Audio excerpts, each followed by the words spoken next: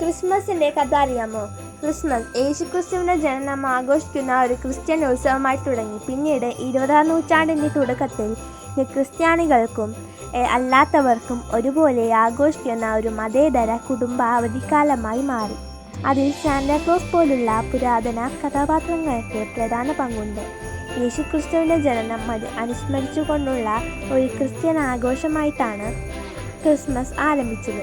കാലക്രമേണ, പ്രത്യേകിച്ച് 20-ാം നൂറ്റാണ്ടിൽ, ക്രിസ്ത്യൻ പാരമ്പര്യങ്ങൾക്ക് പുറത്തുള്ള കുടുംബങ്ങൾക്കും ഒരുപോലെ ആഘോഷിക്കുന്ന ഒരു മതേതര അവധിക്കാലമായി പരിഗണിച്ചു. ഇന്ന് പലപ്പോഴും സാന്റാക്ലോസ് പോലുള്ള കഥാപാത്രങ്ങളെ കേന്ദ്രീകരിച്ചുള്ളതും കുടുംബാംഗങ്ങൾ ഒരുമിക്കുന്നതുമായ ആഘോഷമായി ഇത് മാറിയിരിക്കുന്നു.